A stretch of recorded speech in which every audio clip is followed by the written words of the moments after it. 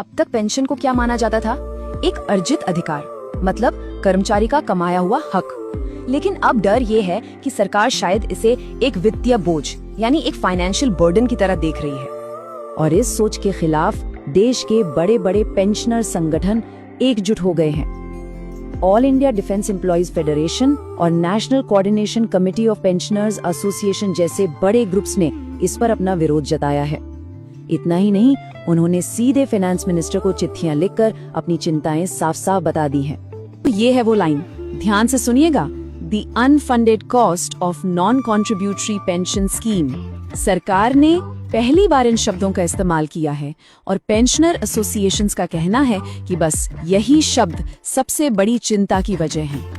Pension ये कोई दया नहीं है, ये डिफर्ड सैलरी है, यानी वो सैलरी जो एक कर्मचारी ने अपनी सर्विस के दौरान कमाई थी, लेकिन उसको दी जा रही है रिटायरमेंट के बाद। सोच के देखिए, एक सरकारी डॉक्यूमेंट की बस एक लाइन और उससे लाखों पेंशनर्स का भविष्य दांव पर लग जाए। आखिर ऐसा क्या लिखा है उस लाइन में जिसने पूरे देश में इतनी बड़ी बहस छेड़ दी है? चलिए इसको आसान भाषा में समझते हैं। तो ये पूरा मामला जुड़ा हुआ है 8वें वेतन आयोग से। इसके लिए एक डॉक्यूमेंट तैयार हुआ और सरकार ने उसमें कुछ ऐसे शब्द जोड़ दिए हैं जिनको लेकर पेंशन पाने वाले लाखों लोग परेशान हैं। अब सवाल ये उठता है कि आखिर वो शब्द हैं क्या और उनसे इतनी खलबली मची क्यों है? देखिए, पूरी कहानी शुरू होती है 8वें वेतन आयोग के टर्म्स ऑफ रेफरेंस से, जिसे हम शॉर्ट में TOR कहते हैं। अब ये TOR क्या है? आसान शब्दों में समझें तो ये एक रूल बुक है। इसी के बेसिस पर आगे की सैलरी और पेंशन डिसाइड होती है। और बस इसी डॉक्यूमेंट में एक ऐसी लाइन जोड़ दी गई है जो सारे विवाद की जड़ है। तो ये है वो लाइन, ध्यान से सुनिएगा। The unfunded cost of non contributory pension scheme. सरकार ने पहली बार इन शब्दों का इस्तेमाल किया है और पेंशनर एसोसिएशंस का कहना है कि बस यही शब्द सबसे बड़ी चिंता की वजह है। लेकिन इन शब्दों में आखिर ऐसा है क्या जो इतना टेंशन दे रहा है? मतलब जब सरकार ये कहती है कि पेंशन स्कीम अनफंडेड है, यानी उसके लिए फंड नहीं है, और नॉन कॉन्ट्रीब्यूटरी है, यानी उसमें एम्प्लॉय का कंट्रीब्यूशन नहीं है, तो इसका असली मतलब क्या निकलता है? चलिए इसी को आगे डिकोड करते हैं। इन शब्दों से ना सरकार की सोच में एक बहुत बड़े शिफ्ट का अंदेशा लगाया जा रहा है। देखिए, अब तक पेंशन को क्या माना जाता था? एक अर्जित अधिकार, मतलब कर्मचारी का कमाया हुआ हक। लेकिन अब डर ये है कि सरकार शायद इसे एक वित्तीय बोझ यानी एक फाइनेंशियल बर्डन की तरह देख रही है।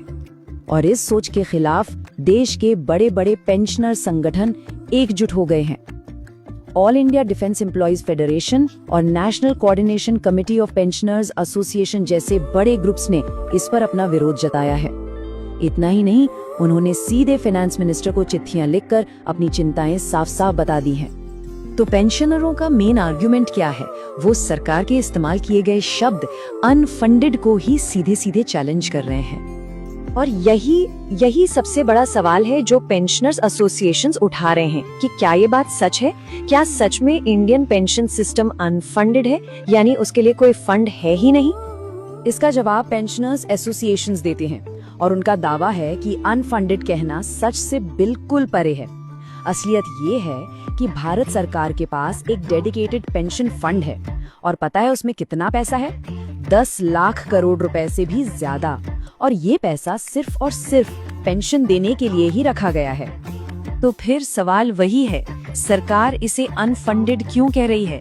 यहाँ पेंशनरों को कुछ डर सता रहे हैं। पहला, कि सरकार शायद इस 10 लाख करोड़ के फंड को कहीं और इस्तेमाल करना चाहती है। दूसरा डर कि इस भाषा का इस्तेमाल करके फ्यूचर में पेंशन बढ़ाने से मना किया जा सकता है।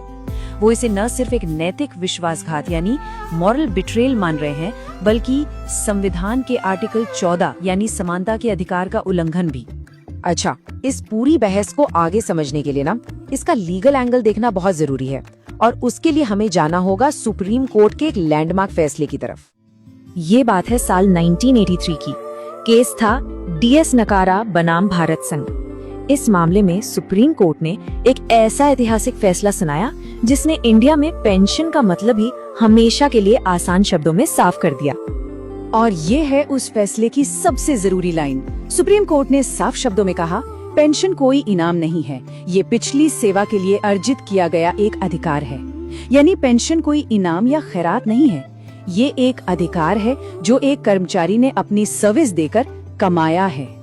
और बात यही खत्म नहीं हुई।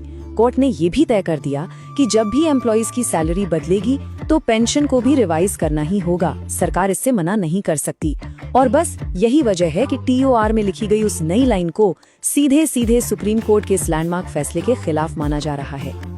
तो अब इस सिचुएशन को आगे कैसे सॉल्व किया जाए, इसके लिए पेंशनर एसोसिएशंस ने सरकार के सामने अपनी कुछ मांगे रखी हैं। चलिए देखते हैं कि उनकी 4 मेन डिमांड्स क्या हैं। National coordination committee of pensioners association ने 4 सीधी और साफ मांगे रखी हैं।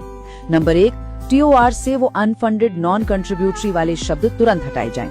नंबर 2, पेंशन से जुड़ी हर मीटिंग, हर चर्चा में उनके रिप्रेजेंटेटिव्स को शामिल किया जाए। तीसरी मांग, ये जो 10 लाख करोड़ का फंड है उसको सिर्फ पेंशन के लिए ही सुरक्षित रखा जाए। और चौथी, फाइनेंस एक्ट 2025 के कुछ सेक्शंस हैं जिनको लेकर विवाद है, उन्हें रद्द किया जाए। तो आखिर में इस पूरी बहस का निचोड़ एक ही विचार में छिपा है, पेंशन। ये कोई दया नहीं है, ये डिफर्ड सैलरी है, यानी वो सैलरी जो एक कर्मचारी ने अपनी सर्विस के दौरान कमाई थी, लेकिन उसको दी जा रही है रिटायरमेंट के बाद।